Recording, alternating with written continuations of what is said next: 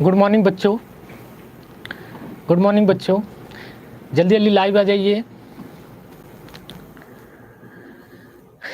जल्दी जल्दी लाइव आ जाइए।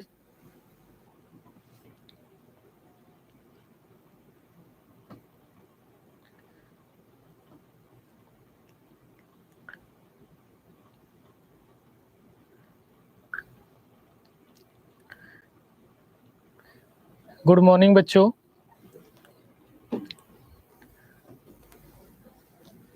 जल्दी जल्दी शेयर कर दीजिए, लाइक कर दीजिए, ठीक है। फ्रेंड्स के साथ शेयर कीजिए, जल्दी जल्दी सब लोग लाइव आ जाइए। चलिए,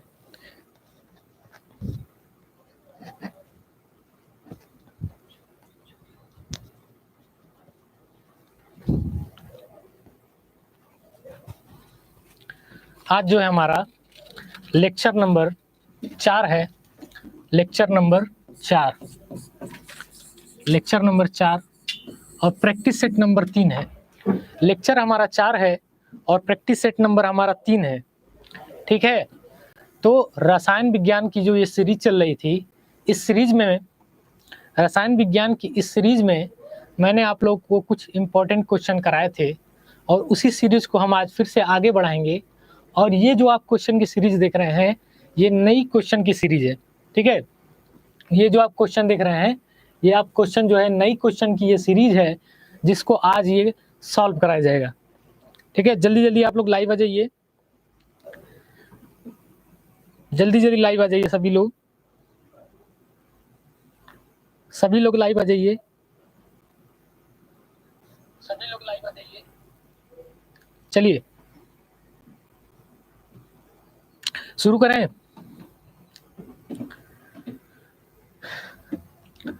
क्वेश्चन नंबर 76 है, 76 नंबर का क्वेश्चन है। इस सीरीज का पहला क्वेश्चन कह रहा है कि 100 सेंटीमीटर विलेन में जिसे 5.85 ग्राम सोडियम क्लोराइड जल में घोलकर प्राप्त किया गया है की मोलरता क्या होगी। क्वेश्चन में हमको क्या कह रहा है, क्वेश्चन कह रहा है कि 100 सेंटीमीटर क्यूब विलेन है, विलेन का जो आयतन दिया है कितना है, 100 सेंटीमीटर क्यूब दिया है, और जिसे 5.85 ग्राम सोडियम क्लोराइड जल में घोल कर प्राप्त किया गया है। यानी इस विलेन को हमने बनाया कैसे है, सोडियम क्लोराइड की कितनी मात्रा ली है, 5.85 ग्राम लिया है, इसको जल में घोल दिया है, तब जाकर हमारा ये विलेन बन गया है। कह रहा है, हमसे पूछ रहा है कि इस विलेन की मोलरता क्या होगी, हमसे पूछ रहा है कि इस विलेन की मोलरता क्या होगी। जल्दी जल्दी सभी लोग लाइव आ जाइए।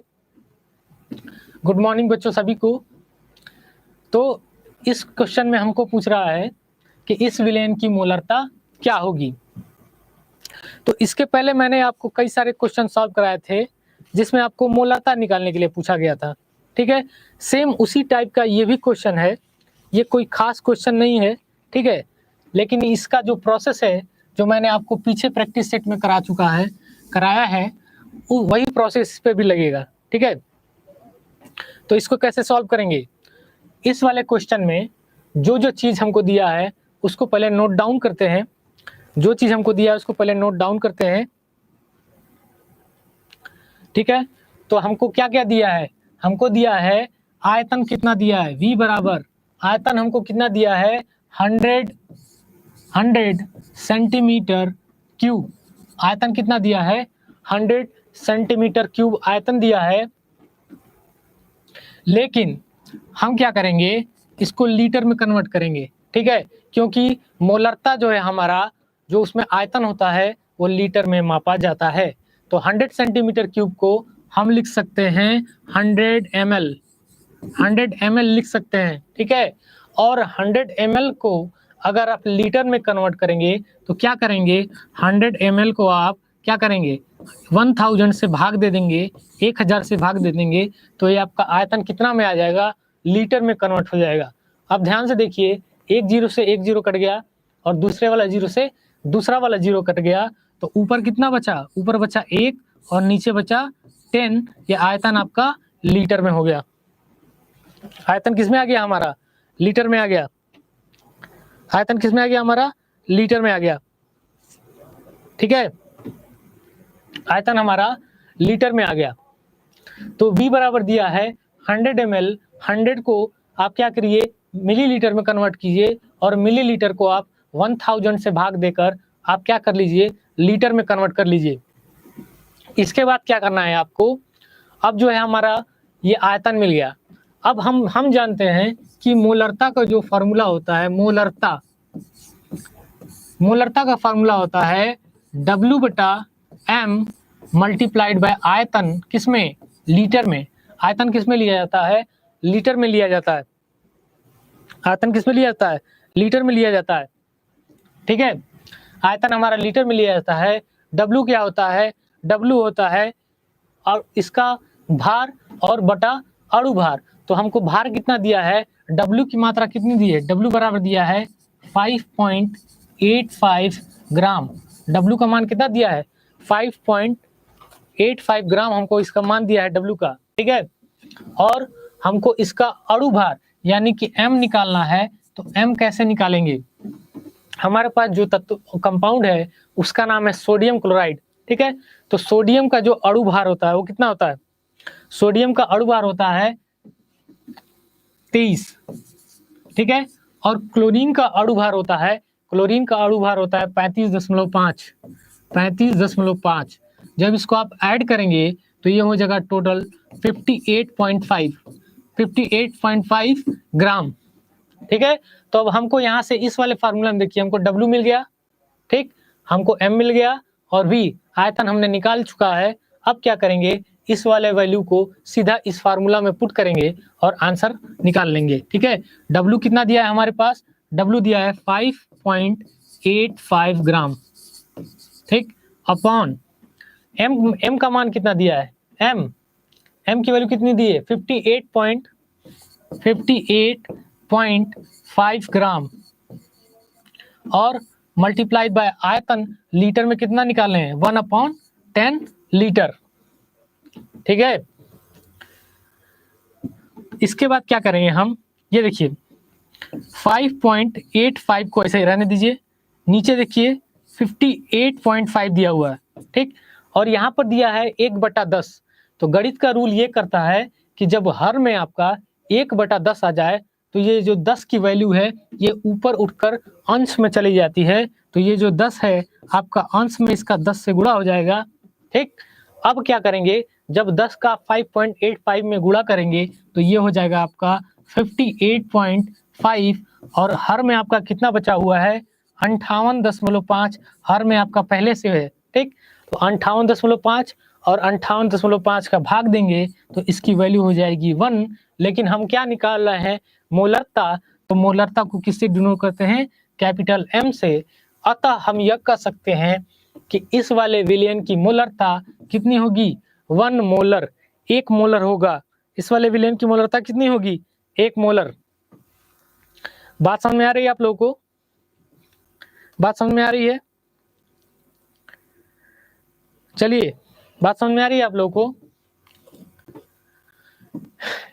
इसको कैसे हमने सॉल्व किया कि यहाँ पर हमने क्या किया, M का मान निकाला, W का मान निकाला, आयतन निकाला। अब सारे वैल्यू को ले आकर मोलरता वाले फॉर्मूला में पुट कर देंगे। मोलरता बराबर होता है भार बटा अणु भार मल्टीप्लाइड बाई आयतन, किसमें, आयतन हमारा लीटर में होना चाहिए, ठीक है। इसको आप लोग नोट डाउन कर लीजिए, नोट डाउन कर लीजिए इसको या स्क्रीनशॉट ले लीजिए इसका। ऐसे क्वेश्चन आपको बार बार रिपीट होने को मिलेंगे एग्जाम में, ठीक है। डाटा दिया रहेगा उससे आपको मोलरता पूछेगा। इसके पहले वाले क्वेश्चन सीरीज में हमने भी इसके 1-2 और क्वेश्चन इस टाइप के सॉल्व किए थे, ठीक है। चलिए आगे चलते हैं।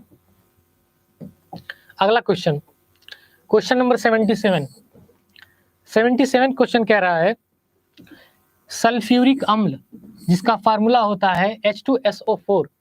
H2SO4 में जो है आपकी सल्फर की ऑक्सीकरण संख्या क्या होगी। H2SO4 में आपका सल्फर का ऑक्सीकरण संख्या निकालने को बोला है, ठीक है। कैसे निकालेंगे, H2SO4 में सल्फर की ऑक्सीकरण संख्या कैसे निकालेंगे। सबसे पहले आप क्या लिखेंगे, सबसे पहले लिखेंगे H2SO4। सबसे पहले क्या लिखेंगे, H2SO4। हमको निकालना किसका है, सल्फर का, तो सल्फर की वैल्यू को मानेंगे x। ठीक, सल्फर की वैल्यू को माना हमने x। सल्फर के पहले हमारा लगा है हाइड्रोजन, जिसकी संख्या कितनी है, 2। तो 2 हाइड्रोजन है और एक हाइड्रोजन पर +1 चार्ज होता है, तो इसका गुणा हो जाएगा 2 गुणा +1, बीच में लगा दीजिए प्लस। सल्फर की वैल्यू निकालनी है, सल्फर को माना था हमने x, उसके बाद फिर लगा दीजिए प्लस, और अगला टर्म आपका है ऑक्सीजन। तो ऑक्सीजन पर आपका एक ऑक्सीजन पर 2 निगेटिव चार्ज होता है, लेकिन यहाँ पर आपको 4 ऑक्सीजन दिया हुआ है, इसलिए क्या करेंगे, 4 का -2 से गुणा करेंगे। और देखिए H2SO4 पर कोई भी आवेश नहीं है, ना कि धनावेश है ना ऋणावेश है, यानी इस पर टोटल आवेश 0 है, इसलिए इज इक्वल टू उस साइड इसकी वैल्यू कितनी हो जाएगी, 0। आवेश कितना हो जाएगा, 0। ठीक है, अब इसी समीकरण को सॉल्व कर लेंगे तो हमारा जो है x की वैल्यू आ जाएगा, और x को हमने क्या माना था, सल्फर की ऑक्सीकरण संख्या। ठीक है, तो 2 में +1 से गुणा करेंगे, 2 प्लस x प्लस 4 में -2 से गुणा करेंगे -8, 4 में -2 से गुणा करेंगे -8 इज इक्वल टू आपका 0 हो जाएगा। ठीक, तो ये हो गया आपका 2 प्लस x प्लस और माइनस का गुणा होता है तो -8 बराबर 0। ठीक, अब इसको सॉल्व कीजिए, इस वाले को इक्वेशन को उस साइड भेजिए, तो ये हो जाएगा आपका 8 - 2 इज इक्वल टू 6। ये आपका आंसर हो जाएगा, 8 - 2 इज इक्वल टू 6। ये आपका क्या हो जाएगा, आंसर हो जाएगा। समझ में आ रहा है? तो आपका क्या होगा, सल्फर पर जो ऑक्सीकरण संख्या होगी वो आपका +6 +6 होगी। जल्दी जल्दी अपने दोस्तों को शेयर करिए। ठीक है,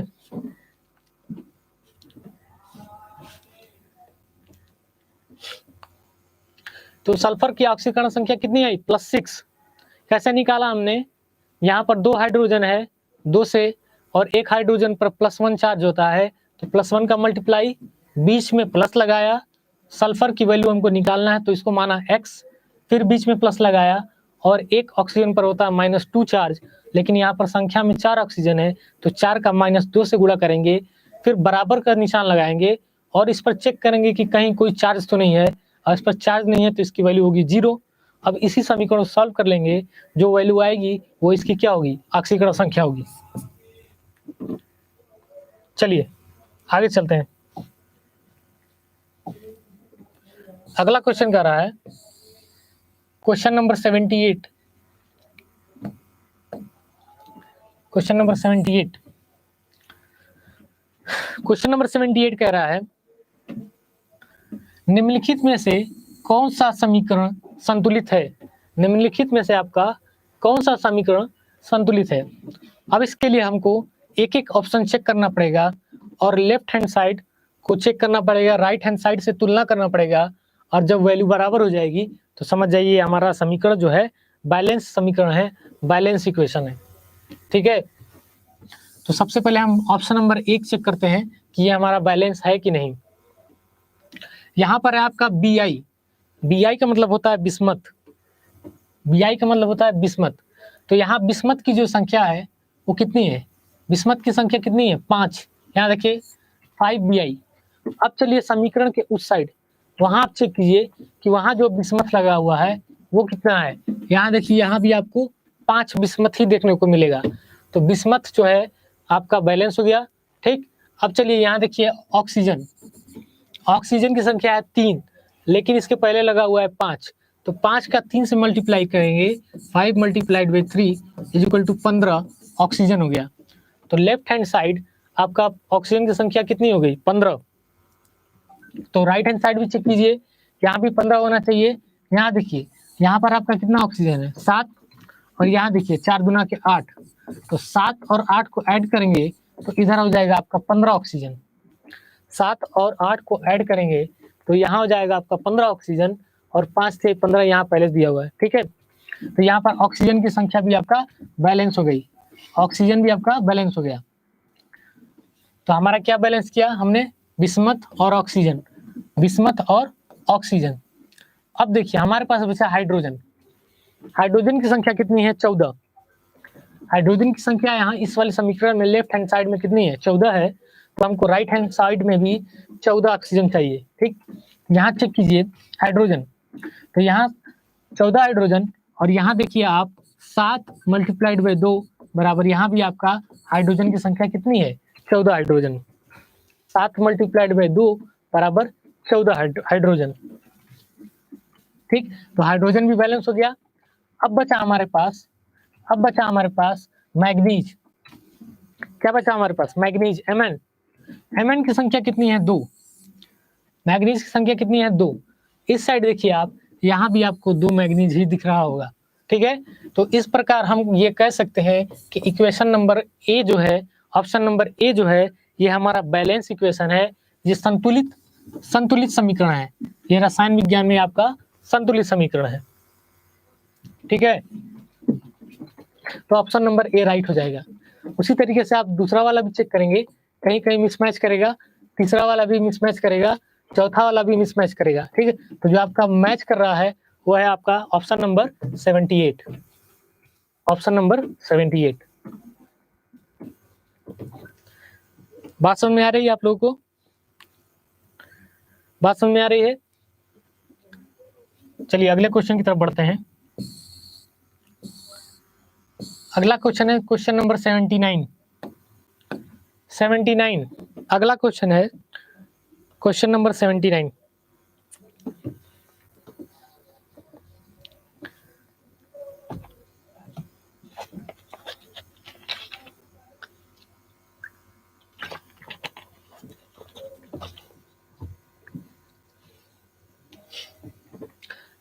क्वेश्चन यहां बोल रहा है Mn। कौन बताएगा Mn को क्या बोलते हैं? कमेंट करके बताइए Mn को क्या बोला जाता है। Mn जिसका परमाणु क्रमांक दिया है 25 का इलेक्ट्रॉनिक विन्यास क्या होगा? Mn जिसका इलेक्ट्रॉनिक विन्यास दिया है, शुभम कुमार मैग्नीशियम बता रहे हैं।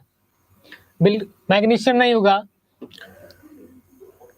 शुभम कुमार मैग्नीशियम नहीं होगा। ये Mn को क्या बोलते हैं? Mn जिसका परमाणु क्रमांक दिया है 25 का इलेक्ट्रॉनिक विन्यास क्या होगा? Mn को बोला जाता है मैग्नीज। Mn को क्या बोला जाता है? मैग्नीज। Mn को बोला जाता है मैग्नीज। ठीक है, तो ये आपका जो मैग्नीज है जिसका परमाणु क्रमांक 25 होता है, ये आपके आवर्त सारणी का एक अपवाद है, एक दोष है, जिसका इलेक्ट्रॉनिक विन्यास अभी हम निकालते हैं। ठीक है, तो मैग्नीज का होता है 25, Mn 25। इसमें क्या होता है, K में आपका 2 इलेक्ट्रॉन जाते हैं। K में कितना इलेक्ट्रॉन जाता है? 2। L में जाता है आपका 8, तो 8 और 2 कितने हो गए? 10। M में कितना जाता है? 18। M में कितना भरना चाहिए? 18, लेकिन हमारे पास कितना है? हमारे पास है टोटल 25, तो 10 तो यहाँ हमने बैठा दिया, बचा कितना? 15। तो आपका M में जाना चाहिए 15, लेकिन वास्तविकता में M में 15 न जाकर यहाँ पर कितना जाता है? यहाँ पर जाता है आपका 13 इलेक्ट्रॉन, और O में चला जाता है 2 इलेक्ट्रॉन। ये आपका आवर्त सारणी का एक अपवाद है, जिसका इलेक्ट्रॉनिक विन्यास इस प्रकार से लिखा जाता है, K में 2, L में 8, M में 13 और O में आपका 2 इलेक्ट्रॉन। तो इस टाइप का जो आपको मैच कर रहा है वो ऑप्शन नंबर ए में है। शुभम कुमार का बिल्कुल सही उत्तर, शुभम कुमार ऑप्शन ए बता रहे हैं। ठीक है, शुभम कुमार बिल्कुल सही उत्तर है आपका। मैग्नीज का जो है इलेक्ट्रॉनिक विन्यास 2, 8, 13 और 2 होता है। ये आपके आवर्त सारणी का एक अपवाद है। शुभम कुमार बिल्कुल सही उत्तर है आपका। चलिए आगे चलें, बढ़ते हैं अगले क्वेश्चन की तरफ। क्वेश्चन नंबर 80 नंबर का क्वेश्चन कह रहा है जिस ताप पर, यहाँ पर पद नहीं होगा, यहाँ पर होगा पर, जिस ताप पर द्रव का वाष्प दाब वायुमंडलीय दाब के बराबर हो जाता है, उस ताप को क्या कहते हैं? ये थ्योरी सेक्शन से आपका सवाल उठा लिया। थ्योरी सेक्शन से पूछ रहा है कि जिस ताप पर द्रव का जो है वाष्प दाब वायुमंडलीय दाब के बराबर हो जाता है, उस तापमान को हम लोग क्या कहते हैं? उस तापमान को क्या कहा जाता है? ठीक है, सबसे पहले समझिए क्या होता है इसमें। एक बर्तन लिए, इसमें आपने क्या लिया? कोई पदार्थ या विलयन लिया, ठीक है, कोई द्रव लिया, इसको नीचे से क्या किया आपने? गर्म किया। जैसे ही आप गर्म करेंगे तो इसमें जो आपका वाष्प दाब लगेगा, जो वेपर प्रेशर लगेगा, यहाँ पर जो इसके अणु है, ये जो अणु जो है जितना प्रेशर लगाएंगे ऊपर की तरफ, वेपर प्रेशर जिसको वाष्प दाब बोला जाता है, वो क्या होगा? जो वायुमंडल, जो बाहर का एटमॉस्फेयर है, उस दाब के जब बराबर हो जाएगा तो उसको हम लोग क्या बोलेंगे?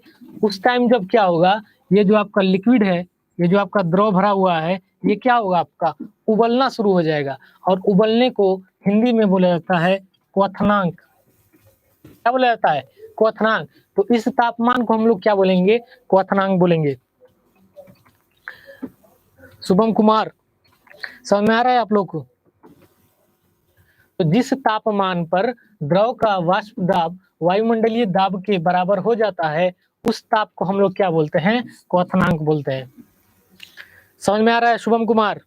चलिए आगे चलें, आगे चलें। जल्दी जल्दी अपने दोस्तों को आप लोग शेयर कीजिए, क्योंकि आपकी केमिस्ट्री क्लास जो है अब से 8 बजे से हो गई है, 8 बजे से 9 बजे तक। कल तक आपका जो है 9 से 10 चलता था, आज जो है कुछ कारणों की वजह से इसको 8 से 9 कर दिया गया है। ठीक है, अब से इसी टाइम पर रेगुलर रहेगा डेली। और ये पॉलिटेक्निक बैच चल रहा है आप लोग का, बिहार पॉलिटेक्निक का ये सीरीज चल रहा है, जिसमें आपका ये कोई सेट नंबर 3 है। चलिए कोई बात नहीं है शुभम कुमार, आप मेहनत कीजिए, आपके दोस्त नहीं जा रहे हैं, आप मेहनत कीजिए, आप सफलता लीजिए, सिलेक्शन लीजिए इसमें, और अच्छे कॉलेज में पढ़िए। ठीक है, चलिए अगला क्वेश्चन की तरफ चलते हैं। क्वेश्चन नंबर 81, क्वेश्चन नंबर 81 कह रहा है हमारा, क्वेश्चन नंबर 86 कह रहा है, सॉरी 81 कह रहा है कि m/1000 HCl विलयन का pH मान क्या होगा? कट ऑफ भी आप लोग को बताया जाएगा। फिलहाल आप लोग इसका प्रिपरेशन कीजिए। शुभम कुमार, फिलहाल आप इसका प्रिपरेशन कीजिए, कट ऑफ की भी आपको जानकारी अलग से दी जाएगी। ठीक है, उसके लिए अलग से सेशन रखा जाएगा, उसमें पूरा डिटेल में बताया जाएगा किस कैटेगरी का कितना कट ऑफ जाएगा। चलिए 81 क्वेश्चन है कि m/1000 HCl विलयन का pH मान क्या होगा? अब जो सवाल पूछ दिया pH वैल्यू से पूछ दिया, pH वैल्यू, pH मान से हमको सवाल पूछ दिया, pH मान से सवाल पूछ दिया। तो आप सभी लोगों को पता है कि pH बराबर क्या होता है? pH बराबर होता है हमारा -log इनटू हाइड्रोजन आयन की मोलर सांद्रता। pH की वैल्यू होती है -log हाइड्रोजन आयन की मोलर सांद्रता।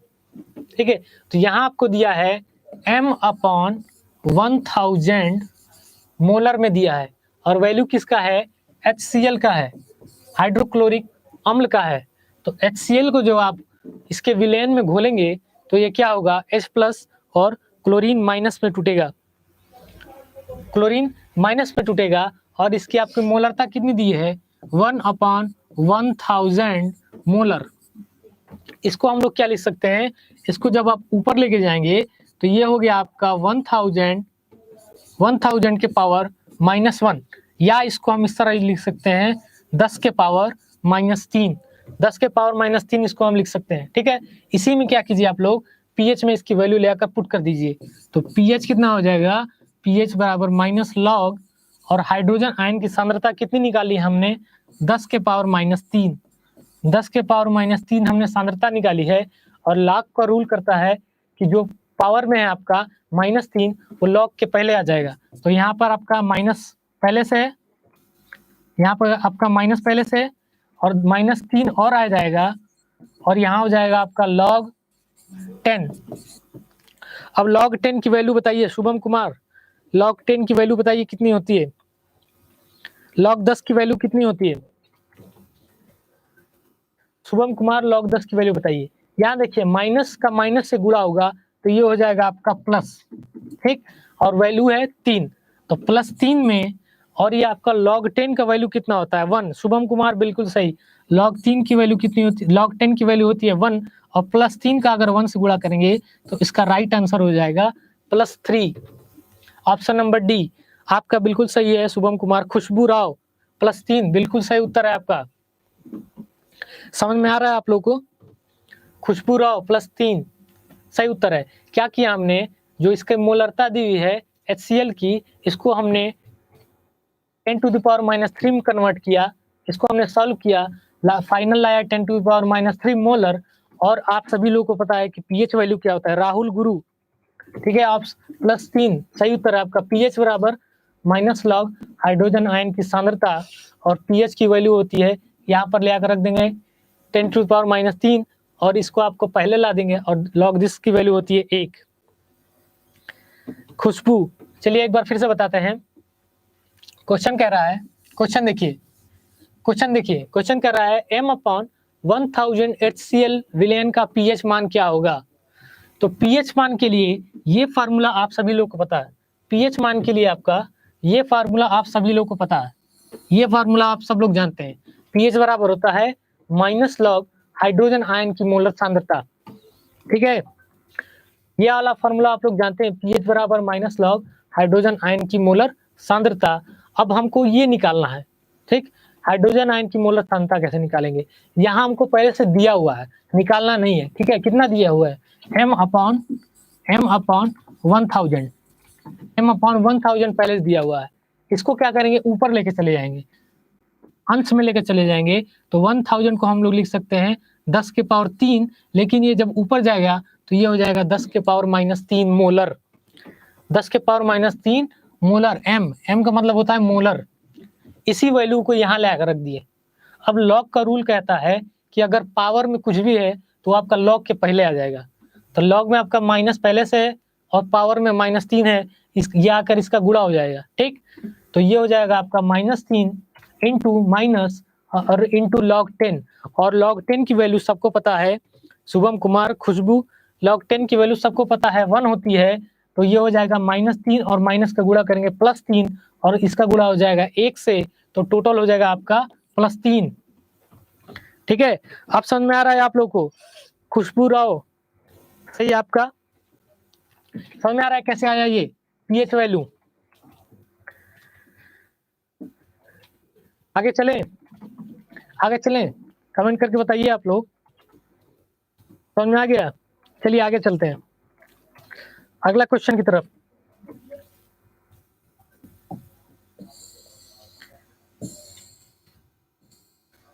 अगला क्वेश्चन हमारा है मूलानुपाती सूत्र से, अगला क्वेश्चन है हमारा मूलानुपाती सूत्र, अगला क्वेश्चन है मूलानुपाती सूत्र। मूलानुपाती सूत्र क्या होता है बेटा, आप लोग जल्दी जल्दी लाइक कर दीजिए और दोस्तों में शेयर कर दीजिए, और जिन्होंने चैनल को सब्सक्राइब नहीं किया है उसको सब्सक्राइब कर लीजिए। क्वेश्चन नंबर 82 नंबर, एक अकार्बनिक यौगिक है जिसकी प्रतिशत रचना कितनी दी हुई है, कैल्शियम की दी हुई है 40%, कार्बन की दी हुई है 12%, ऑक्सीजन की दी हुई है 48%। तो कह रहा है कि इस यौगिक का मूलानुपाती सूत्र क्या होगा, मूलानुपाती सूत्र क्या होगा, ठीक है। मूलानुपाती सूत्र कहने का सेंस ये है, मूल का मतलब होता है बेसिक, नुपाती बना है आपका अनुपात से, तो इसके जो आपके जो कैल्शियम, कार्बन और ऑक्सीजन है किस अनुपात में होंगे, इसी अनुपात को फाइंड कर लेंगे तो हमारा जो है वो यौगिक भी मिल जाएगा। वो इसी अनुपात में इसमें उपस्थित होगा। ठीक है, इसी को बोला जाता है मूलानुपाती सूत्र, एम्पिरिकल फॉर्मूला। तो इसके लिए हमको सबसे पहले एक टेबल बनाना पड़ेगा। एक टेबल बनाते हैं उसके पहले। ठीक है, उसके लिए क्या करते हैं, हम एक टेबल बनाते हैं। सबसे पहले मूलानुपाती सूत्र निकालने के लिए हम एक टेबल बनाते हैं। चलिए एक व्हाइट पेज लेते हैं, उस पर टेबल बनाते हैं हम।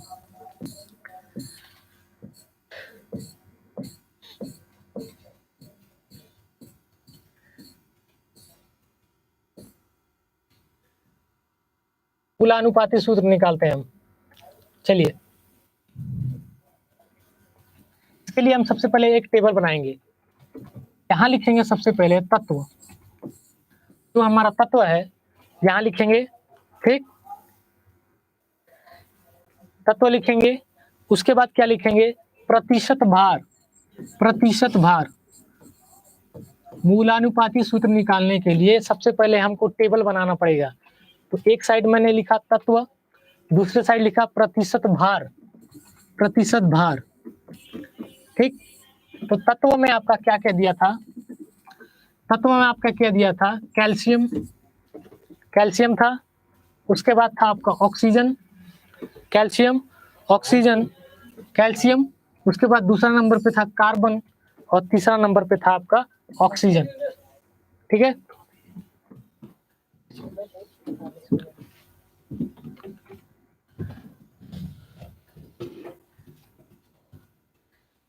तीन तत्व दिए थे हमारे, कैल्शियम, कैल्शियम, कार्बन और ऑक्सीजन। और इनका प्रतिशत भार कितना कितना दिया हुआ था। कैल्शियम दिया था 40%, याद है पिछले क्वेश्चन में दिया था 40%। कार्बन कितना दिया हुआ था, शुभम कुमार, खुशबू, आशु, गुड मॉर्निंग, समझ में आ रहा है आप लोग को, आशु गुड मॉर्निंग, समझ में आ रहा है आपको। कैल्शियम हमारा 40% दिया हुआ था। कार्बन कितना दिया हुआ था, कार्बन हमारा 12% दिया हुआ था। कार्बन कितना दिया हुआ था, 12%। और ऑक्सीजन हमको दिया हुआ था क्वेश्चन में 48%। ठीक है, अब जो है मोलों की संख्या ज्ञात करेंगे। इसको डिनोट करते हैं एन से, मोल की संख्या, मोलों की संख्या। टेबल में जो तीसरा नंबर है वो आता है आपका मोलों की संख्या, इसको डिनोट करते हैं स्मॉल एन से, और ये होता है W/m, भार बटा अणुभार। तो हमको प्रतिशत भार कितना दिया है, 40 दिया है। और कैल्शियम का अणुभार कितना होता है, 40 ही होता है। ठीक है, हमको प्रतिशत भार दिया है 40 और कैल्शियम का अणुभार कितना होता है 40। तो इसको हम डिवाइड कर दे तो हमको मौलिक संख्या निकल जाएगी n। ठीक उसी तरीके से कार्बन में, कार्बन का अणुभार कितना दिया हुआ है 12। और कार्बन का जो है क्या होता है, अणुभार कितना होता है, परमाणु का जो है, कार्बन का जो है भार दिया हुआ है 12 और कार्बन का अणुभार 12 होता है। इसका डिवाइड कर देंगे तो आपको क्या मिल जाएगा, मोलों की संख्या मिल जाएगा। आशु, चलिए कोई बात नहीं, समझिए यहाँ पर। ठीक है, आशु समझ में आ रहा है ना आपको। ठीक, तो अब उसी तरीके से ऑक्सीजन का क्या निकालेंगे, ऑक्सीजन का भार हमको दिया गया है 48। और कौन बताएगा, कमेंट सेक्शन में कौन बताएगा कि ऑक्सीजन का अणुभार कितना होता है। ऑक्सीजन का भार दिया हुआ है 48 और ऑक्सीजन का अणुभार कितना होता है, शुभम कुमार सबसे पहले बताए हैं, इसका होता है ऑप्शन 16। खुशबू राव आपका भी सही है 16। ठीक है, तो ये होता है हमारा तीसरा नंबर पे टेबल। और इसके बाद एक और टेबल बनेगा जिसको बोलेंगे हम सरल अनुपात। सरल अनुपात, अनुपात, सरल अनुपात। ठीक है, तो 40 का 40 में भाग देंगे कितना आएगा, वैल्यू आएगी 1। 12 का 12 से भाग देंगे वैल्यू आएगी 1। और 48 का 16 से भाग देंगे तो वैल्यू कितनी आएगी, 16 यही 48, वैल्यू आएगी आपकी 3। अब हमारा मूलानुपाती सूत्र निकल जाएगा। ठीक है, तो कैल्शियम की संख्या कितनी आई 1, कार्बन की संख्या कितनी आई 1, ऑक्सीजन की संख्या कितनी आई 3। कैल्शियम को हम लोग लिख सकते हैं Ca संख्या 1, कार्बन को लिख सकते हैं एक बार आएगा CaC, और ऑक्सीजन कितनी बार आया 3 बार, तो ये हो जाएगा आपका CaCO3। तो मूलानुपाती सूत्र क्या निकल के आया? CaCO3। खुशबू राव, ऑप्शन नंबर 3 CaCO3। समझ में आ रहा है आप लोगों को? ये मूलानुपाती सूत्र निकालने का जो है, ये जो मेथड है, ये बार बार पूछा है पॉलिटेक्निक के एग्जाम में। शुभम कुमार, चलिए बेटा, समझ में आना चाहिए, ठीक है? समझ में आ रहा है? इस टाइप का टेबल बनाएंगे मूलानुपाती सूत्र निकालने के लिए। एक साइड तत्व रखेंगे जो जो दिया होगा, एक साइड तत्व रखेंगे, दूसरी साइड इसका प्रतिशत भार आपको क्वेश्चन में दिया रहेगा, और जब आप इसको जोड़ेंगे तो इसकी वैल्यू आ जाएगी 100। काउंट कीजिए, 40 + 12 + 48, इसकी वैल्यू आ जाएगी आपका 100। फिर निकालेंगे मोलों की संख्या, इसको डिनोट करते हैं स्मॉल n से, भार बटा अणु भार। भार दिया है वो हमारे पास 40, और कैल्शियम का अणु भार कितना होता है? 40 होता है। कार्बन का भार दिया हुआ है 12, कार्बन का अणु भार होता है 12, डिवाइड कर देंगे इसमें। उसी तरीके से ऑक्सीजन में देखेंगे तो ऑक्सीजन का भार दिया हुआ 48, और ऑक्सीजन का अणु भार होता है 16, तो इसका भाग दे देंगे, सरल अनुपात निकालेंगे, 1 होगी इसकी वैल्यू, इसकी वैल्यू 1 होगी, इसकी वैल्यू 3 होगी। तो कैल्शियम एक बार आया है तो Ca, ठीक, कार्बन एक बार आया है तो एक बार कार्बन, और ऑक्सीजन 3 बार आया है तो 3 ऑक्सीजन। समझ में आ रहा है? चलिए, शुभम कुमार, खुशबू राव, आशु, कहाँ चले गए आप? और भी फ्रेंड्स से आप लोग शेयर कीजिए। चलिए आगे चलते हैं। चलिए, इसको नोट डाउन करना है या स्क्रीनशॉट लेना है तो ले लीजिए, ठीक है? चलिए अगले क्वेश्चन पे चलते हैं।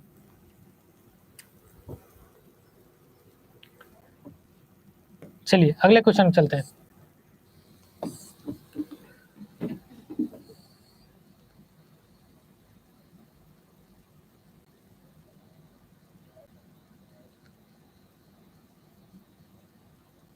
हमारा 82 का होगा ऑप्शन नंबर ए। 82 का ऑप्शन नंबर ए, CaCO3। चलिए question number 83, question number 83, question number 83, 83 question कह रहा है। क्वेश्चन नंबर 83 क्या कह रहा है हमारा?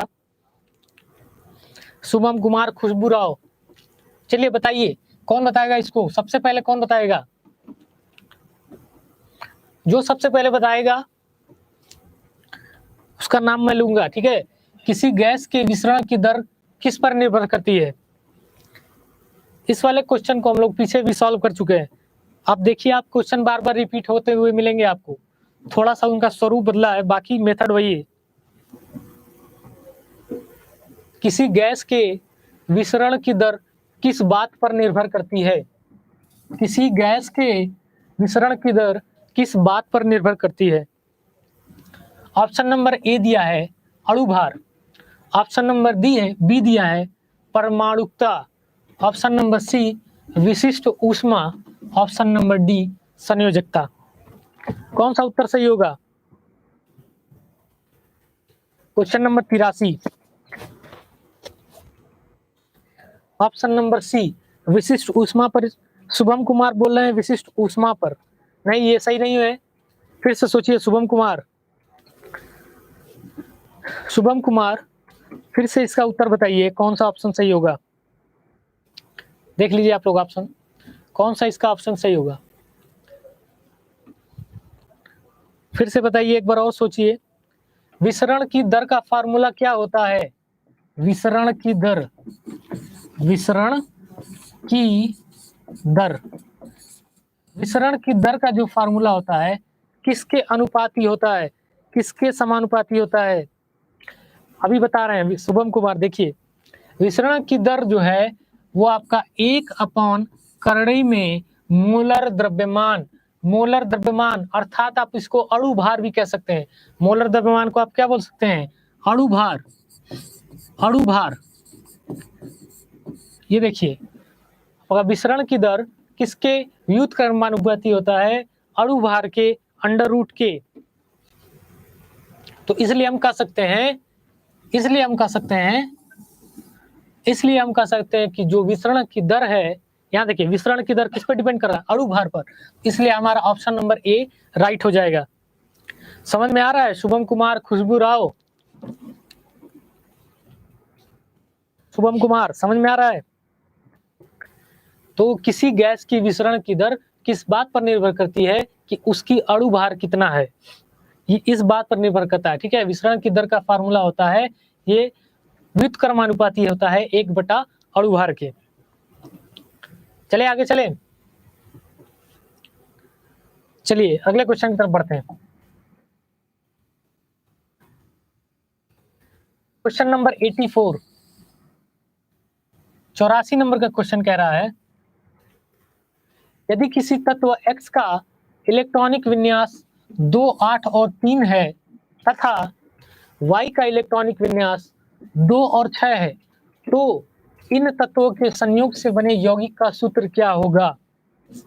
इसके पहले हमने निकाला था मूलानुपाती सूत्र, और यहाँ आपका इलेक्ट्रॉनिक विन्यास देकर किसी यौगिक का फार्मूला पूछेगा, सूत्र पूछेगा, वो आपको निकालना पड़ेगा। ठीक है, इसको कैसे निकालेंगे? ये वाला भी क्वेश्चन अब रिपीट हो रहा है, इसको मैंने सॉल्व कराया था कल या परसों क्लास में, ये क्वेश्चन सॉल्व हो चुका है इस टाइप का। ठीक है, एग्जामिनर क्या करता है, यहाँ की बस वैल्यू चेंज करता है, बाकी सब मेथड सेम है। तो X का जो है इलेक्ट्रॉनिक विन्यास कितना दिया हुआ है? 2, 8, 3। X का इलेक्ट्रॉनिक विन्यास कितना दिया हुआ है? 2, 8 और 3। X का इलेक्ट्रॉनिक विन्यास लिख लेंगे। X की जो है संयोजकता कैसे निकालेंगे? संयोजकता, संयोजकता आप सभी को पता है कि एक कोश में आपका जो है मैक्सिमम 8 इलेक्ट्रॉन रह सकते हैं। तो मैक्सिमम कितने इलेक्ट्रॉन रह सकते हैं? 8। लेकिन इसके बाह्य कोश में पहले से कितने हैं? 3। तो 8 में से 3 घटा देंगे तो इसके खाली कोशों की संख्या कितनी हो जाएगी? 5। रुकिए रुकिए रुकिए, यहाँ पर जो है आपका क्वेश्चन में ये 3 नहीं होगा, क्वेश्चन आपका गलत दिया हुआ है। क्वेश्चन में यहाँ आपका 5 होगा, क्वेश्चन गलत दिया हुआ है, इसको सुधार लीजिएगा। यहाँ पर आपका 5 राइट आंसर होगा। ठीक है, फिर से करते हैं इसको। इस वाले क्वेश्चन में यहाँ पर होगा 5, 3 की जगह होगा आपका 5। अब सॉल्व करते हैं। X की वैल्यू, X का जो इलेक्ट्रॉनिक विन्यास दिया हुआ है 2, 8 और 5, तो X की संयोजकता कितनी हो जाएगी? संयोजकता, X की संयोजकता हो जाएगी आपका, मैक्सिमम रह सकते हैं 8 इलेक्ट्रॉन और पहले से हमारे पास 5 इलेक्ट्रॉन, तो जगह कितनी खाली हो गई? जगह बची आपकी 3 इलेक्ट्रॉन और इसमें आ सकते हैं, तो इसलिए इसकी संयोजकता हो गई 3। किसकी? X की संयोजकता हो गई 3। अब बचा Y, Y बचा। Y का इलेक्ट्रॉनिक विन्यास कितना दिया हुआ है? शुभम कुमार, समझ में आ रहा है आप लोगों को? खुशबू, चलिए कमेंट करके बताइए आप लोग। Y की जो इलेक्ट्रॉनिक विन्यास दिया हुआ है वो दिया हुआ है 2 और 6। अब Y की संयोजकता क्या हो जाएगी? संयोजकता, Y की संयोजकता क्या होगी? मैक्सिमम रह सकते हैं 8, मैक्सिमम कितने इलेक्ट्रॉन हो सकते हैं? 8, और इसमें से निकाल देंगे कितने? 6 इलेक्ट्रॉन को बाहर निकाल देंगे तो यहाँ बचेगी आपके 2, और ये इसकी संयोजकता होगी, यानी कि इसमें 2 इलेक्ट्रॉन और आराम से आ जाएंगे। ठीक, बात समझ में आ रहा है? तो हमने निकाला X का वैल्यू और हमने निकाला Y की वैल्यू। X की वैल्यू कितनी आई? X की संयोजकता कितनी आई? 3। Y की संयोजकता कितनी आई? 2। X की संयोजकता आई 3, Y की संयोजकता आई 2। अब क्या करेंगे? तिर्यक गुणा कर देंगे, 2 का X में गुणा और Y 3 का Y में गुणा कर देंगे, तो ये हो जाएगा आपका X2 Y3, और यही हमारा इसका क्या होगा? सूत्र होगा, फार्मूला होगा। ऑप्शन नंबर बी, खुशबू, ऑप्शन नंबर बी सही होगा। खुशबू राव, फिर से मिलाइए आप। ये मेथड समझ में आ रहा है आपको? खुशबू राव कमेंट करके बताइए, शुभम कुमार कमेंट करके बताइए, समझ में आ रहा है आप लोग को? ऑप्शन नंबर बी होगा इसका।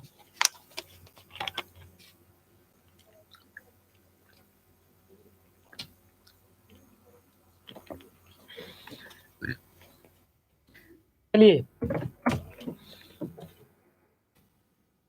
समझ में आ रहा है ये मेथड?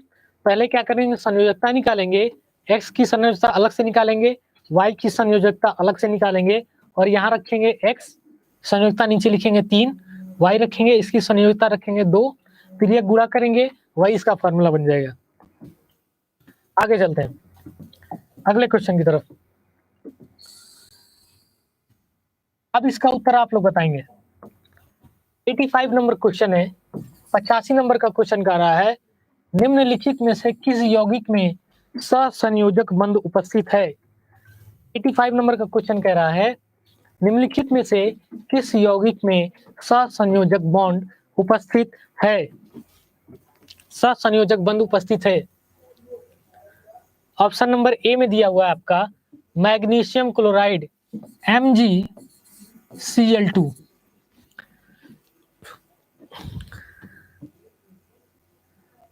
चलिए कोई बात नहीं, हम बताते हैं आपको। खुशबू राव कह रहे हैं कि क्लास नहीं की थी, कोई बात नहीं, मैं बताता हूं आपको फिर से।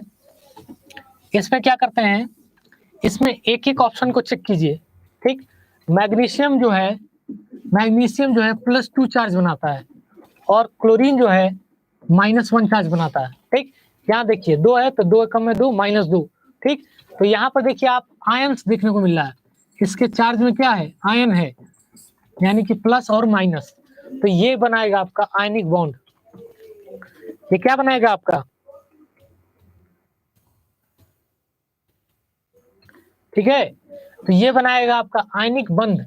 आयनिक बंध बनाएगा। उसी तरीके से सोडियम क्लोराइड में भी है, सोडियम आपका plus charge, chlorine minus charge, तो ये भी आपका क्या बनाएगा, आयन बनाएगा। तो ये बनाएगा आपका आयनिक बंध। ठीक उसी तरीके से कैल्शियम में भी +2 चार्ज, ऑक्सीजन पे -2, तो ये भी आपका बनाएगा आयनिक बॉन्ड। बच गया आपका ethane, option number D. Ethane जो है आपका क्या बनाता है, सहसंयोजक बंध बनाता है। इसमें देखिए 2 कार्बन, एक कार्बन से दूसरा कार्बन डबल बॉन्ड से अटैच है और यहाँ पर आपको 3 हाइड्रोजन देखने को मिलेंगे। ये अलग अलग कार्बन से अटैच है। यहाँ होगा हाइड्रोजन, यहाँ हाइड्रोजन, यहाँ हाइड्रोजन, यहाँ पर भी हाइड्रोजन।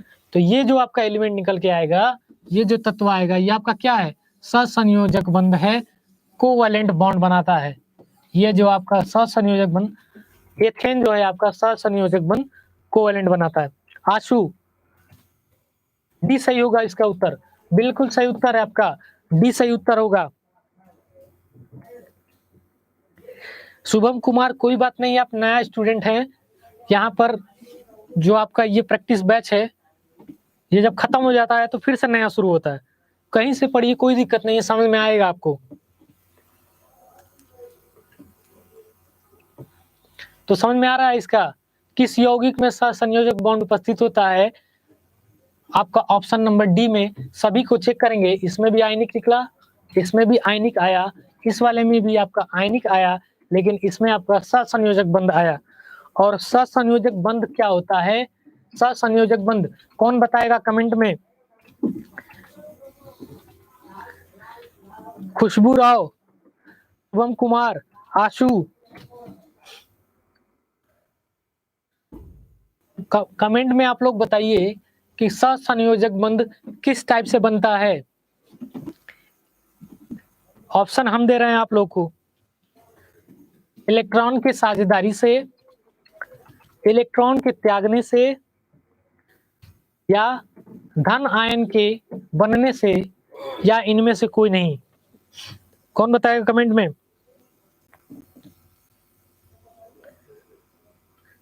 आशु, खुशबू,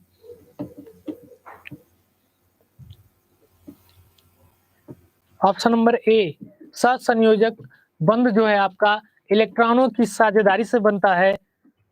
शुभम कुमार अपना ऑप्शन ए बता रहे हैं, ठीक है। तो मैंने जो सवाल दिया था उसका उत्तर होगा ऑप्शन ए, इलेक्ट्रॉनों की साझेदारी से बनता है। आशु, देखिए मैंने बोला कि सहसंयोजक बंध किस प्रकार बनता है, और मैंने आपको 4 ऑप्शन दिया।